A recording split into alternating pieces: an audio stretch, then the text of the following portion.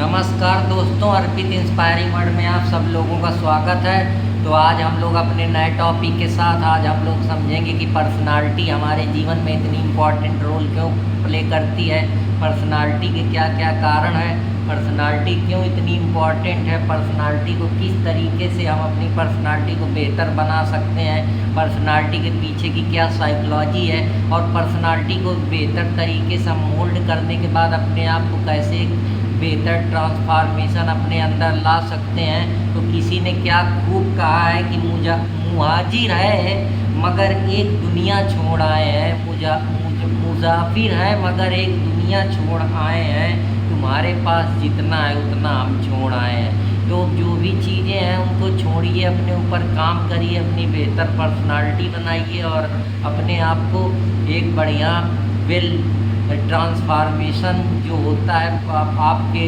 व्यक्तित्व में, आपकी पर्सनालिटी पे, आपकी थिंकिंग पे, आपकी साइकोलॉजी पे, आपके फीलिंग पे, आपकी डिजायर पे, आपके सोशल इन्फ्लुएंस पे, कैसे आप किसी को इन्फ्लुएंस करते हैं पर्सनालिटी में, कर्मिस्टिक पर्सनालिटी कैसे हो सकती है। तो उन्हीं सारी चीज़ों के बारे में मैं आज बात करूँगा। तो आप लोगों को पता है कि हम लोग आप आगे अपना कुछ अच्छी चीज़ें लाते रहते हैं अपने चैनल पे। तो आज मैं उसी कड़ी को आगे जोड़ कर आज मैं पर्सनालिटी की बात करूँगा। तो पर्सनालिटी का जो मतलब होता है वो परसोना होता है। परसोने का मतलब ये होता है कि ये बहुत इसमें एक कहावत है कि बहुत पहले से चली आ रही कि एक इंसान है जिसने एक मास्क एक्टर का पहन के ओढ़ रखा है और वो रोमन थिएटर या रोमन सिविलाइजेशन से निकल के आती, जिसमें कहते हैं कि इंसान अपनी पर्सनालिटी को बदल सकता है। जिस प्रकार से एक एक्टर अपने पर्सनालिटी पे 1000 गुण दिखा सकता है कि कभी डायरेक्टर बन जाएगा, कभी सिंगर बन जाएगा, कभी कोई भी पर्सनालिटी का रूप धारण कर ली, किसान बन जाएगा, कभी बहुत बड़ा आदमी बन जाएगा, कभी बहुत सभ्य, बहुत कभी गंवार, यही सारी चीज़ें बहुत बारबेरियन फिलिस्टाइन तरीके से, बहुत ही रेशनल, बहुत ही चार्मिंग, बहुत ही वैल्यू या सद्गुण से भरा हुआ। तो ये सारी चीज़ें हैं। अब ये पर्सनालिटी के पीछे बहुत एक साइकोलॉजी भी है, एक मानव का जो सोचने का या कॉग्निटिव अप्रेजल या थिंकिंग है या इवैल्यूएशन है, उसके पीछे जिम्मेदार है। तो उन्हीं सारी चीज़ों के बारे में मैं आज बात करता हूँ कि ये इंडिविजुअल के डिफरेंस पे, इंडिविजुअल के बिहेवियर पे, इंडिविजुअल के कॉग्निटिव अप्रेजल पे, इंडिविजुअल की थिंकिंग पे, पर्सपेक्टिव पे, उसका किस तरीके से सोशल इन्फ्लुएंस कितना है, सोशल स्किल कितनी है, कितनी उसके पास एक्सपीरियंस है लाइफ को लेकर, इन सारी चीज़ों पे पर्सनालिटी बेस्ड होती है। पर्सनालिटी ये बताती है कि आपकी पर्सनालिटी की पैटर्न क्या है, कि क्या कैरेक्टरिस्टिक है, आप किस तरीके से सोचते हैं, किस तरीके से फील करते हैं, आपके लिए फीलिंग का क्या मतलब है, किस चीज़ को फील करते हैं, समाज के बारे में आपकी फीलिंग क्या है, इंडिविजुअल फीलिंग क्या है, पर्सनल फीलिंग क्या है, सोसाइटी के प्रति फीलिंग क्या है, अपने आसपास के पीयर ग्रुप्स के लिए क्या फीलिंग है, सोशल रियलिटी से आप कितना फील कर पा रहे हैं, किस तरीके से बिहेव कर रहे हैं, किस सिचुएशन में कैसे बिहेव कर रहे हैं, आपका इथिकल पर्सपेक्टिव वहाँ पे कितना दिख रहा है, आपके अंदर कितनी वैल्यू है, कितने आपके पर्सनालिटी ट्रेट्स हैं, किस सिचुएशन में आप किस तरीके से अपने को पेश कर रहे हैं, ये सब पर्सनालिटी के ही डेवलपमेंट है। तो इसके कई सारे पर्सपेक्टिव हैं, उन्हीं पर्सपेक्टिव में हम 1 बाय 1 फोकस करेंगे। तो जो पहला पर्सपेक्टिव है वो ट्रेड पर्सपेक्टिव है। ट्रेड पर्सपेक्टिव ये बताता है कि आप किस तरीके से किसी चीज़ को आइडेंटिफाई करते हैं, कौन कौन से वो ट्रेड्स हैं, कौन कौन से वो ऐसी चीज़ें हैं जिनके ज़रिए आप पता लगाते हैं कि किसी की पर्सनालिटी किस तरीके, कितनी चार्मिंग है, कितनी अट्रैक्टिव है, कितनी ब्यूटीफुल है, कितनी ख़राब है, कितनी उसमें कमियां हैं, कितनी अच्छाइयाँ हैं, किस तरीके से क्या वो रिलेटिवली स्टेबल है, उसमें किस तरीके के थॉट्स आते हैं, किस तरीके के इमोशन जनरेट करती है, क्या बिहेवियरल है उसका, किस तरीके के उसके डिफरेंस है, वो अदर इंडिविजुअल से किस तरीके से दूसरी तरीके से सोचता है, क्या लॉजिक लगाता है किसी भी चीज़ के पीछे। तो पर्सनालिटी का एक कारण नहीं है, इसमें सोशल कल्चरल इन्फ्लुएंस के साथ साथ पूरी लर्निंग और बहुत सारी साइकोलॉजी, फिलॉसफी, इथिक्स, आपका किस तरीके से अपब्रिंगिंग, नर्चरिंग हुई है, ये सारी चीज़ें जिम्मेदार हैं। जिसके लिए कई सारे पर्सपेक्टिव हैं, उन पे हम डील करेंगे। तो हम सबसे पहले साइकोडायनेमिक पर्सपेक्टिव की बात करेंगे। साइकोडायनेमिक पर्सपेक्टिव ये बताता है, जो एक बहुत बड़े साइको एनालिसिस्ट या साइकोलॉजिस्ट सिगमंड फ्रॉइड है। सिगमंड फ्रॉइड कहते हैं कि कुछ चीज़ें हमारे जो भी हमारी पर्सनालिटी बनती है, जो भी हमारा बिहेवियर बनता है, वो हमारे अनकॉन्शियसनेस प्रोसेस से बनता है। उसमें हमारे अनकॉन्शियस रोल का बहुत बड़ा इम्पॉर्टेंट रोल है। अब अनकॉन्शियस चीज़ें ऐसी होती हैं जो अभी हमारे माइंड में असचेत पड़ी कहीं पड़ी है, हमको पता नहीं, क्योंकि जब बच्चा छोटा होता है वो यहाँ आता है तो उसको कुछ मालूम नहीं होता, उसको यहाँ सिखाया जाता है, सोशलाइज करा जाता है, लर्न करा जाता है, वो जानने का क्यूरियस होता है। इसके बाद बहुत चीज़ों पे वो एग्री करता है, बहुत चीज़ों पे डिसएग्री करता है। तो वो जो कॉन्फ्लिक्ट होता है, उसका कॉन्फ्लिक्ट क्रिएट होता है। समाज की जो रियलिटी है या उसकी रियलिटी में वो खेलना चाहता है, लेकिन समाज उसको कहता है कि तुम वो ये करना चाहता है, किसी को मारना चाहता है, परेशान करना, लेकिन समाज उसको मना करता है। समाज कहता है कि ये नहीं करना है। तो उसमें एक पर्सनल सेल्फ इंटरेस्ट पे और समाज का जो इंडिविजुअल इंटरेस्ट है या पब्लिक इंटरेस्ट है, उसमें कॉन्फ्लिक्ट होता है। उसी कॉन्फ्लिक्ट से वो अर्ली चाइल्ड एक्सपीरियंस करता है। एक्सपीरियंस के बाद देखता है कि यार मैं जहाँ पे रह रहा हूँ वहाँ मेरी दाल नहीं गलेगी। एंड ऑफ द डे वो समाज के social behaviour, custom, rules, ethics का पालन करता है, और जो उसके अंदर एक नकारात्मक जीव उत्पन्न हुआ था उसके अनकॉन्शियसनेस पे, या उसने जो सोशल रियलिटी से पहले छोटे में एक्सपीरियंस करा था, जिसको सिगमंड फ्रॉइड बड़े ही सुंदर शब्द में बताते हैं कि ये इंसान निगेटिव ही पैदा होता है। निगेटिव पैदा होने के पीछे कारण क्योंकि उसको कुछ पता नहीं होता है। जब वो समाज की रियलिटी से उसका पालन पड़ता है तो वो समाज के जो मतभेद हैं उससे मतभेद क्रिएट होता है, उसकी थिंकिंग, उसके पर्सपेक्टिव में। तो वो जो उसको ट्रिगर करती है, जो साइकोलॉजी उस चीज़ को, उसके सेल्फ रिस्पेक्ट को मारती है, उसके ईगो को जन्म देती है, उसी को बड़े ही सुंदर शब्दों में पर्सनालिटी को 3 स्ट्रक्चर में बताता है, जहाँ वो कहता है कि ये आईडी नाम का शब्द आया। तो ये आईडी वहीं से निकला है जो इसको निगेटिव टोन या निगेटिव कॉन्सिक्वेंस में वो यूज करता है। लेकिन धीरे धीरे वो सेल्फ परसेप्शन करता है, वो आईडी बताता है कि वो सेल्फ प्रिजर्वेशन के अपने को पहले इंसान बताता है। स्वाभाविक सी बात है, जब आदमी को डेंजर होता है या कोई प्रॉब्लम होती तो आदमी पहले अपनी बात बचाव करता है ना, तो निगेटिव थॉट तो उसके अंदर आ ही जाएगा।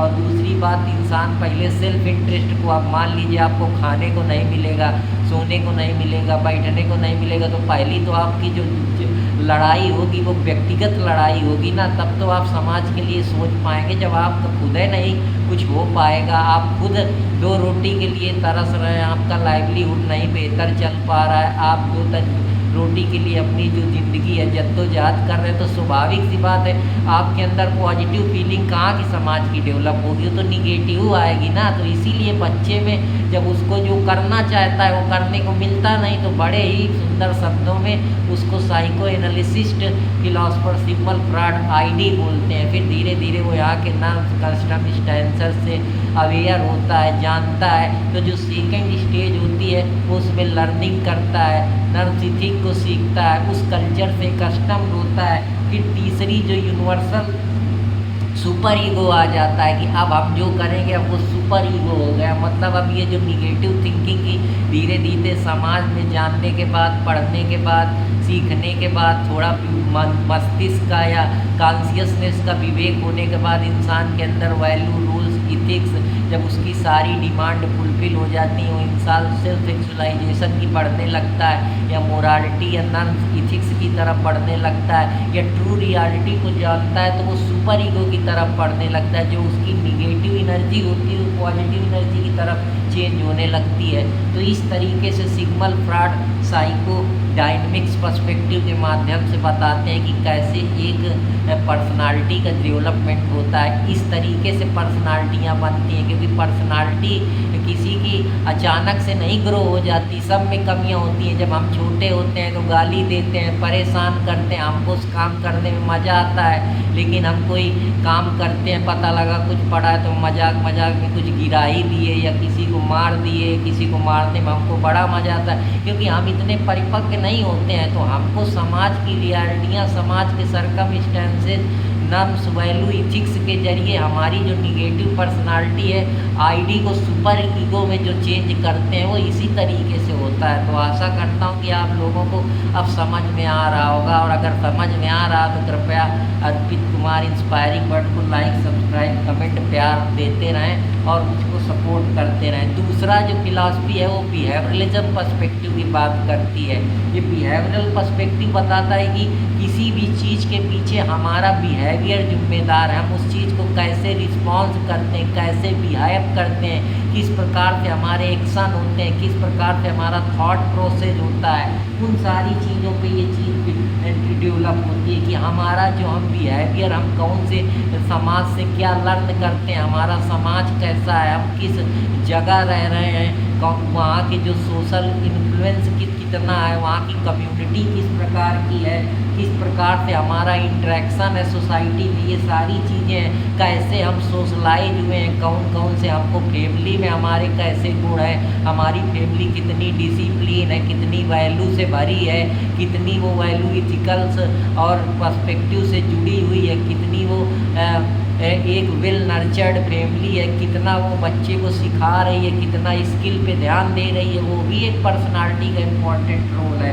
तो इसीलिए सोशलाइजेशन की, आपके पीयर ग्रुप, आपका दोस्त यार, आपके आसपास का सोशल ग्रुप कैसा है, आपकी गैदरिंग कैसी है, आपका उठना बैठा किन लोगों के साथ है, तो वो सारी चीज़ें उस चीज़ के लिए जिम्मेदार हैं। जो कहीं ना कहीं आपका पूरा इन्वायरमेंट कि आप कैसे सीखते हैं, किस स्कूल में पढ़े हैं, क्या टीचर का योगदान है, किस परिवेश में रहे हैं, कैसी थिंकिंग है आपकी, कैसी किताबें आप पढ़े हैं, कैसा ज्ञान अर्जित करे हैं, तो वो सारी चीज़ें हमारे बिहेवियर को चेंज करती हैं। तो पर्सनालिटी का दूसरा इम्पॉर्टेंट पर्सपेक्टिव बिहेवियरल पर्सपेक्टिव है। अब तीसरा ह्यूमनिस्टिक पर्सपेक्टिव होता है। ह्यूमनिस्टिक पर्सपेक्टिव ये बताता है कि ह्यूमन जन्म से ही फ्री पैदा हुआ है, उसके कुछ ट्रेड्स होते हैं, वो यहाँ जिसका वो कुछ इसलिए पैदा हुआ है क्योंकि उसका लार्जर गोल है। लार्जर गोल यही है कि वो अपने बारे में न सोच के समाज के हित के बारे में, समाज को साथ में लेके चलना, कंपैशन, ऑनेस्टी, इंटीग्रिटी और ह्यूमनिस्टिक अप्रोच, लिबरलिज्म की फिलॉसफी, एक प्रॉपर वेल बीइंग किस तरीके का होना चाहिए, एक प्रॉपर नॉर्म्स, इथिक्स और मोरालिटी से भरा हुआ इंसान किस तरीके से, जिसने अपनी नीड और डिजायर को पीछे रख के कम्युनिटी की नीड, कि सबका भला तो हो भला, वो वाली कहानी है कि सबका साथ सबका विकास जैसा आज का प्रिंसिपल, उस आधार पे वो ह्यूमनिस्टिक पर्सपेक्टिव काम करता है कि सेल्फ एक्चुअलाइजेशन की आप उसको कोई नीड या पैसा या कौड़ी या कोई लोभ या कोई डिजायर उसको अपनी तरफ नहीं खींच सकती है। वो पूरी तरीके से सेल्फ एक्चुअलाइज हो गया है, वो ट्रांसीडेंटल रियलिटी में नहीं, ट्रांस एक्चुअलाइजेशन की रियलिटी में तो एक्चुअली अपने को रियलाइज कर चुका है। उसका ट्रू जो गोल था पृथ्वी में आने का वो फुलफिल हो चुका है, उसकी सारी मोटिवेशन, नीड, डिजायर फुलफिल हो चुकी हैं, उसका जो इंड पॉइंट था डिजायर का वो लमसम ख़त्म हो चुका है, जिसको मास्लो नीड थ्योरी बताती है कि इंसान की कई नीड होती है। एक बेसिक नीड होती है, एक साइकोलॉजिकल नीड होती है, एक सिक्योरिटी नीड होती है, एक इमोशनल नीड होती है, एक लास्ट में जब सारी नीडें फुलफिल हो जाती हैं तो उसको सेल्फ एक्चुअलाइजेशन की नीड बोलता है। तो ये सारी चीज़ें इसी को, जो हमारी और इंडियन फिलॉसफी है वो इसी को बोलती है कि हम लोग पूरी तरीके से बोधिसत्व को प्राप्त हो गए, हमको कैवल्य का ज्ञान मिल गया, हम स्थित प्रज्ञा की फिलॉसफी पे पहुंच गए, हम ओमनीसाइंट हो गए, हमको साल्वेशन मिल गया। तो वो यही सारी चीज़ें हैं कि जहाँ हमारी फ्री विल की, हम क्या करने आए थे, हमारा दिल क्या करना चाहता है किसी चीज़ को लेकर, उसी चीज़ पे ये किसी पर्सनल मोटिव को छोड़कर हम एक पूरे पब्लिक गोल के लिए एक मोटिवेशन के साथ आगे बढ़ते हैं। हमारा ह्यूमनिस्टिक पर्सपेक्टिव उस चीज़ पे बात करता है। कॉग्निटिव पर्सपेक्टिव ये बात करता है कि हमारे बिलीफ क्या हैं, हम धर्म को लेकर क्या बिलीव करते हैं, हम किसी जाति को लेकर क्या बिलीव करते हैं, हम किसी चीज़ पे अपना क्या मत रखते हैं, क्या हम जिस चीज़ को मान रहे हैं वो हमारे इनर कॉन्शियस का बिलीफ है या बाहर की वजह से हमने उनको अपने तरीके से ले रखा है या समझ लिया है या कहीं से हमने जान लिया है, बस उनको ऑब्जर्व कर लिए हैं। तो ये कहीं ना कहीं इंडिविजुअल हर तरीके के बिलीफ, कोई मानता है कि भगवान है, कोई मानता है नहीं है, कोई मानता है कि ये चीज़ एग्जिस्ट करती है, कोई कहता है संसार में इसके अलावा कुछ एग्जिस्ट ही नहीं करता, कोई किसी चीज़ पे उसका मत दूसरा है, उस चीज़ को लेकर मेरा मत दूसरा है। तो इस वजह से पर्सनालिटी के कुछ ट्रेड्स हैं जिस पे पर्सनालिटी डिफ़र करती है।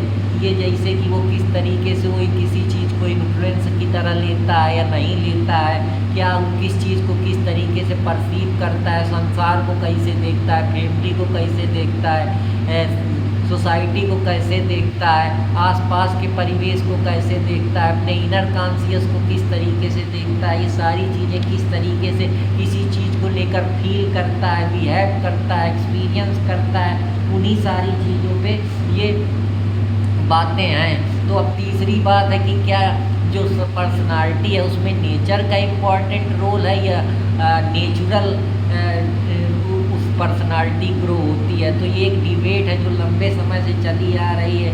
इसमें कुछ लोग कहते हैं जैसे उसके माता पिता के जीन्स होते हैं वो हेरिटेबल होते हैं, फार्म होते हैं, तो जैसे उसके माता पिता में पर्सनालिटी रही होगी, अगर वो हंसते रहे होंगे, अच्छे होंगे, उनमें ईर्ष्या दोष नहीं होगी, तो वही जीन्स में भी दिखने लगेंगे, वही उसके क्रोमोसोम ऑफ स्प्रिंग में भी दिखेंगी। तो इसमें एक तो बायोलॉजिकल इंटरप्रिटेशन है, दूसरा इंटरप्रिटेशन है कि नहीं नेचर का इसमें रोल है कि आप किस समाज में रह रहे हैं, कहाँ रह रहे हैं, कहाँ आपकी शिक्षा दीक्षा हुई है, कैसी लर्निंग हुई है, कैसी अपब्रिंगिंग आपकी हुई है, किस कल्चर में आप पढ़े लिखे हैं, किस प्रकार का आपका सोशल एक्सपीरियंस है, आपने कितनी चीज़ों पे एक्सपीरियंस ले रखा है, किस फैमिली से हैं, अच्छी फैमिली से हैं या क्रिमिनल की फैमिली से, ऐसी फैमिली से जो वैल्यू एथिक्स को वैल्यू ही नहीं देती है, या आपका पीयर ग्रुप कैसा है, अच्छे पढ़े लिखे लोग हैं, पर्सनालिटी उनकी बेहतर है, अच्छा उनकी स्किल लेवल अच्छी है, कैसी वैल्यू है आपकी, कौन सी वैल्यू को आप वैल्यू देते हैं, पॉजिटिव वैल्यू को बात करते हैं, निगेटिव वैल्यू को सपोर्ट करते हैं, या आप लव की बात करते हैं, केयर, कंपैशन, ऑनेस्टी, इंटीग्रिटी, इन चीज़ों की बात करते हैं, इमोशनल इंटेलिजेंस की बात करते हैं, कल्चरल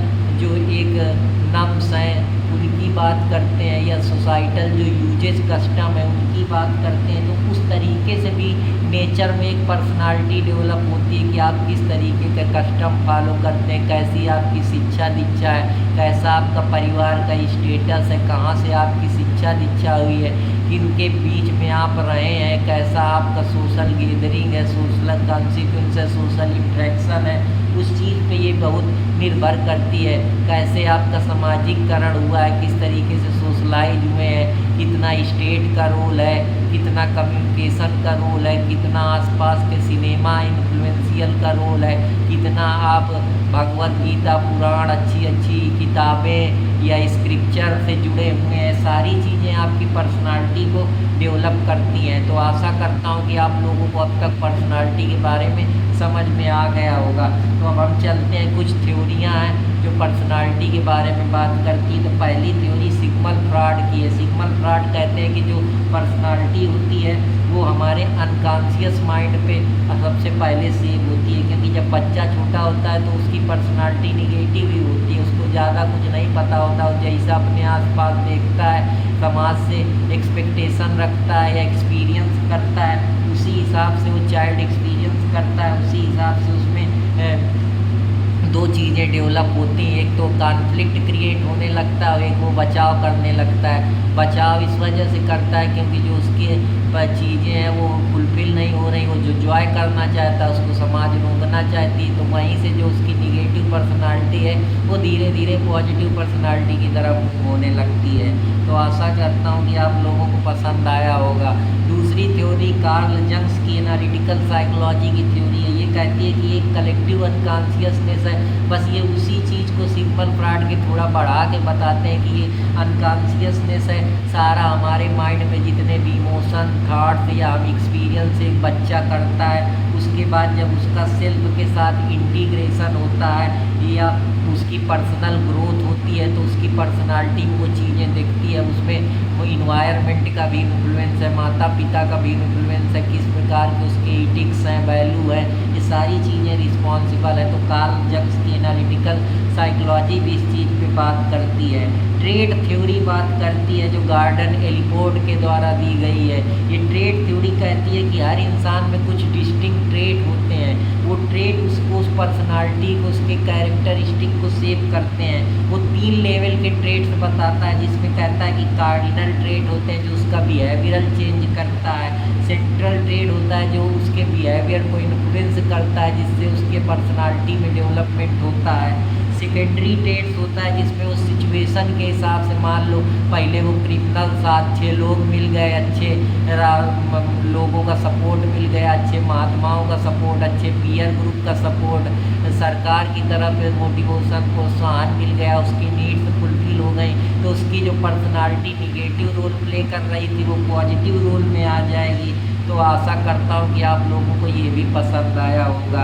रेमोंड कैटल की 16 पर्सनालिटी ट्रेट है जिसमें वो कहते हैं कि पर्सनालिटी आप कितना ओपननेस है, कितना आपने समाज में एक्सपीरियंस करा है, अपने पीयर ग्रुप के आसपास एक्सपीरियंस करा है, कैसी आपकी अपब्रिंगिंग है, कैसा आपका कल्चरल है, कैसा आपका एक्सपीरियंस है फैमिली का, आप कितनी चीज़ को वैल्यू देते हैं, आप इमोशनल स्टेबिलिटी आपकी कितनी है, इमोशनल स्टेबिलिटी में आप कितना जॉय है, कितना हैप्पीनेस है, कितने आपके अंदर इमोशन है, किस तरीके से आप उनको देखते हैं, कैसे उनको एक्सपीरियंस करते हैं। जो अल्लाह इमोशनल का जो डिकॉर्जो का जो लॉ ऑफ इमोशन है वो किस तरीके से अप्रेजल की बात करता है, इवैल्यूएशन की बात करता है, इमोशन आसपास के किस तरीके से साइकोलॉजिकल चेंज में परिवर्तन लाते हैं, वो भी इम्पॉर्टेंट रोल प्ले करते हैं कि अगर इमोशन आप किसी इंसान के अंदर डालेंगे या मोटिवेशन देंगे तो उसकी पर्सनालिटी में चेंजमेंट दिखेगा। तो ये सारी चीज़ें हैं। आशा करता हूँ कि आप लोगों को पसंद आई होंगी। अगर पसंद आई तो कृपया लाइक, सब्सक्राइब, कमेंट करते रहें। अर्पित कुमार इलाहाबादिया को।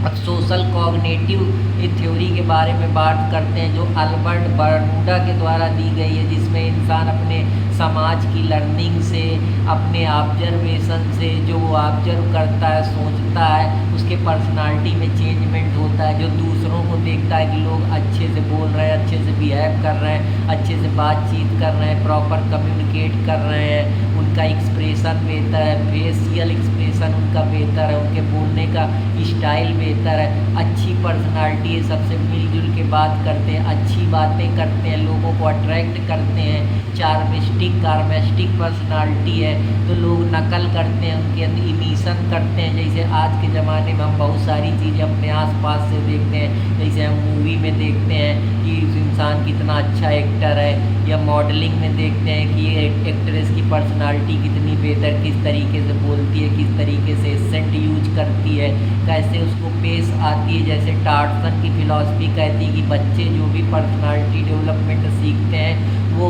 सिनेमा के ज़रिए सीखते हैं, या आसपास जो उसका टीवी है या रेडियो है, उनके ज़रिए उन चीज़ों को एक्सपीरियंस करते हैं, समझते हैं, और उनकी पर्सनालिटी पे डेवलपमेंट होता है। जैसे कोई भागवत देखता है, कोई पुराण देखता है, कोई फिलॉसफी की किताबें पढ़ता है, या कोई अच्छे अच्छे भक्ति गाने सुनता है, तो उसकी पर्सनालिटी में चेंजमेंट होता है, एक्वायर, जिससे वो नए बिहेवियर एक्वायर करता है और ऑब्जर्व करता है। अल्पस बंडूरा की फिलॉसफी है, सोशल कॉग्निटिव थ्योरी पे बेस्ड है। दूसरी फिलॉसफी है Julius rotor locus control theory.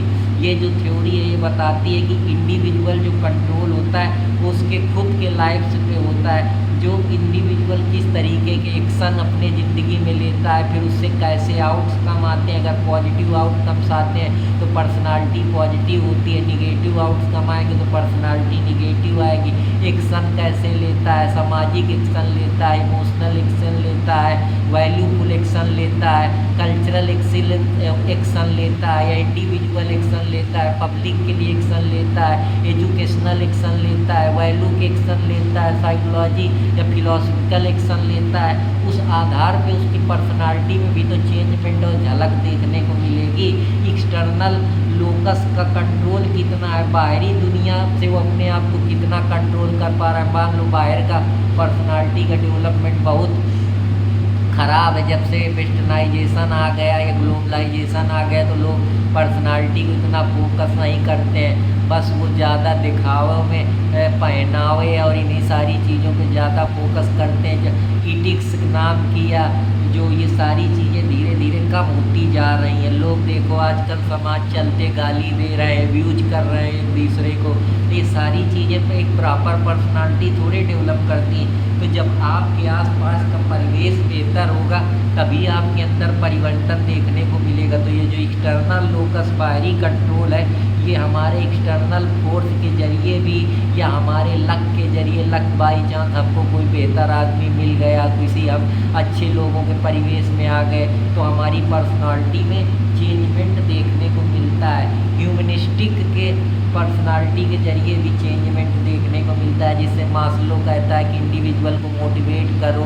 जब उसकी सारी डिज़ायर फुलफिल हो जाएंगी तो उसकी जो पर्सनालिटी जिसके लिए वो गलत काम, क्राइम और ये सारे कांड करेगा वो नहीं करेगा, क्योंकि जब उसकी सारी नीड फुलफिल हो जाएंगी तो स्वाभाविक सी बात है वो शांत रहेगा, अच्छी चीज़ें पढ़ेगा, जो करने आया था संसार में वही करेगा। जब उसकी सेल्फ एक्चुअलाइजेशन की नीड फुलफिल हो जाएगी, इसके बाद अब उसके अंदर कोई डिजायर, ये सारी चीज़ें नहीं फुलफिल होगी। कार्ल रोजर उसी को थोड़ा पॉजिटिव रिगार्ड में बताते हैं कि आदमी के अंदर एम्पैथी आ जाएगी, दूसरों के अंदर वो उसी तरीके की मानवता या लाइकनेस देखना पसंद करेगा, जेन्युइन हो जाएगा इंसान, जो काम करेगा दिल से करेगा, सबके लिए उसके पास संवेदनाएं, प्रेम, लव, अफेक्शन, कंपैशन आ जाएगा वो और वो कहीं ना कहीं उसको सेल्फ एक्चुअलाइजेशन की तरफ ले जाएगी। और जो कि इन्वायरमेंट भी बहुत, उसके आसपास का अगर बेहतर इन्वायरमेंट होगा तो वो इंसान को ह्यूमनिस्टिक की तरफ, उसका जो इनर विल है या हम कह सकते हैं जो उसकी इनर कॉन्शियसनेस है या जो उसका विल है जो वो करने आया था एक्चुअली में, उसका जो एक्चुअल विल है वो बेहतर काम करेगी और उसके पर्सनालिटी में निखार देखने को मिलेगा।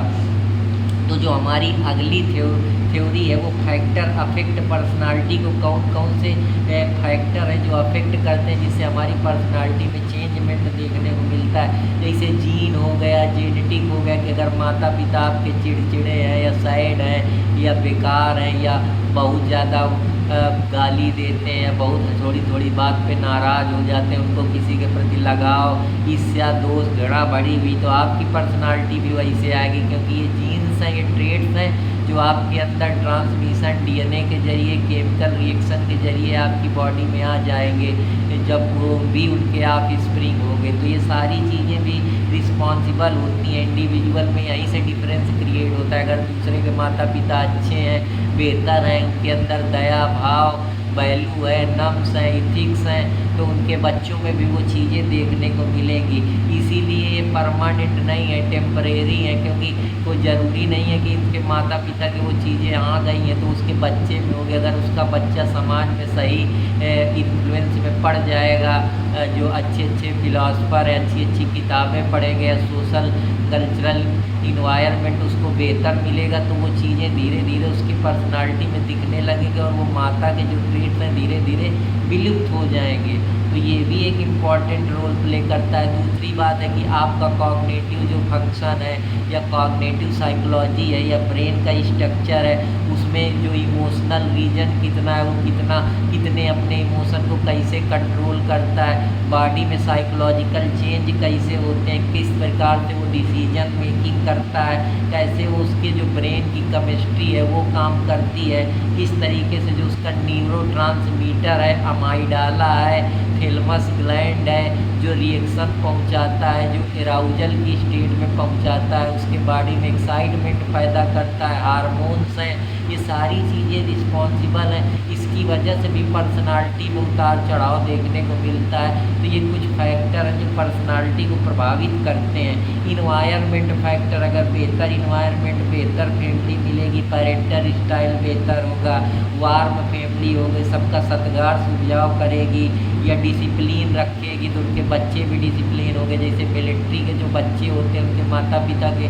बच्चे देखो वो भी डिसिप्लिन होते हैं। या आईएएस अधिकारी हो गए या जो सिविल सर्विस हो गए, उनके अंदर डिसिप्लिन होता है, तभी उनकी पर्सनालिटी बेहतर होती है और वो जल्दी से जो भी नौकरियां होती हैं या बड़े बड़े पद पे उनके बच्चे पहुंच जाते हैं। और जो गांव देहात के लोग होते हैं, उनको प्रॉपर तरीके से इन्वायरमेंट ही नहीं मिलता, तो उनकी पर्सनालिटी नहीं डेवलप हो पाती, तो बड़ी जगहों पे अपना स्टेटस नहीं बना पाते, उनका स्टेटस नीचे रह जाता है। वो अब जो अपना स्टेटस स्क्राइब लिए वही रह जाता है, वो लोग अचीव स्टेटस की तरफ बढ़ जाते हैं। तो इसमें बहुत सारी चीज़ें हैं। सेल्फ कॉन्फिडेंस आ जाता है उनके अंदर, जो लगता है कि हाँ कितने कॉन्फिडेंस है, तो उसमें भी पर्सनालिटी दिखने लगती है। अटैचमेंट की कहाँ से जुड़े हैं, किस लोगों से जुड़े हैं, किताबों से जुड़े हैं, ग्रुप किस कैसा ग्रुप है, कौन से महात्मा बड़े बड़े फिलासफरों को उन्होंने पढ़ा है, जाना है, उस आधार पे भी पर्सनालिटी में चेंज होता है। कल्चरल इन्फ्लुएंस बड़ा इंपॉर्टेंट रोल प्ले करती है कि आप जिस समाज में रह रहे हैं उसके नॉर्म्स किस तरीके की वैल्यू को आप भाव दे रहे हैं, कि आप कंपैशन, इंटीग्रिटी, हानेस्टी, इन सारी चीज़ों को वैल्यू दे रहे हैं। लव, इमोशन, ये आपकी वैल्यू है। Justice, peace, harmony, social solidarity, integrity, इन चीज़ों को वैल्यू देंगे तो आपकी पर्सनालिटी बेहतर होगी।